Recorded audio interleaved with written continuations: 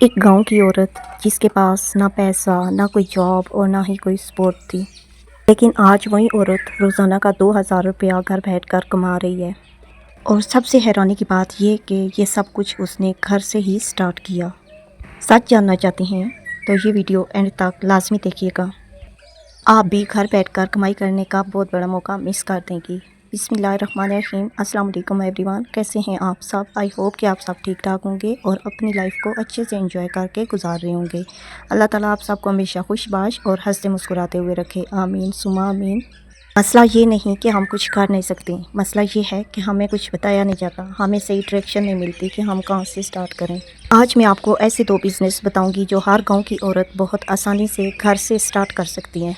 सबसे पहला जो है वो है सिलाई स्टिचिंग बिज़नेस, जो कि हर घर की ज़रूरत है। सिलाई सिर्फ कपड़े सिलना नहीं बल्कि ये एक गोल्डन स्किल है जो कि सारा साल काम चलता रहता है, जिसके बहुत ज़्यादा ऑर्डर्स आते हैं। और अगर एक घर में 3-4 औरतें हैं तो उन्हें सिलाई नहीं करना आती तो वो सीज़न के जो भी कपड़े लेती हैं तो ज़ाहिर सी बात है उन्होंने सिलाई तो करवाने होते हैं। और सबसे अच्छी बात ये कि आप घर बैठकर आराम से ये काम कर सकती हैं। मैं खुद कपड़े सिलाई करती रही हूँ, लेकिन कुछ अरसे से मुझे कमर में कुछ मसला है तो इसलिए फिर मैंने ये काम छोड़ दिया था। आपको थोड़ी सी भी सिलाई करना आती है तो आप स्टार्ट करें, घर से स्टार्ट करें, अपने कपड़े जो है वो सिलाई करना शुरू करें। आपको थोड़ी सी वो आ जाएगी, महारत आ जाएगी, तो साथ साथ अपने नेबर्स के भी ऑर्डर्स लेना शुरू कर दें।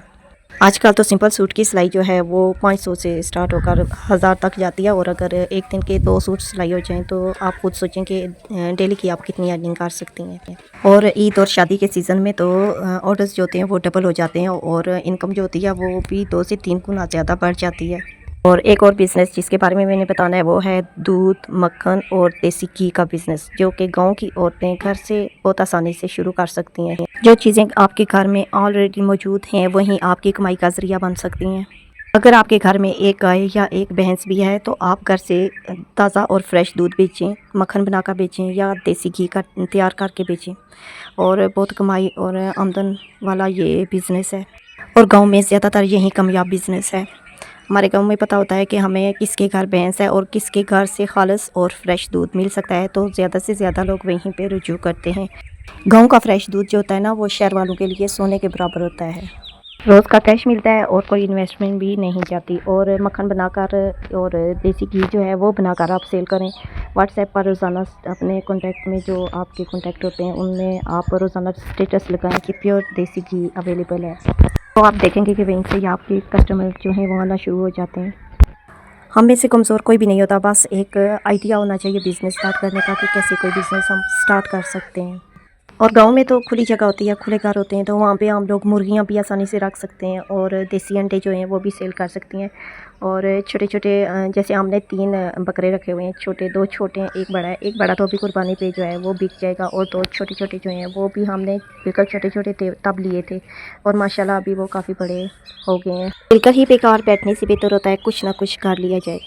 इससे आपका दिल भी लगा रहता है और जो टेंशन होती है ना उनसे भी जान छूटी रहती है और बंदा ऐसे छोटे छोटे कामों में ना जी लगा रहता है बंदे का।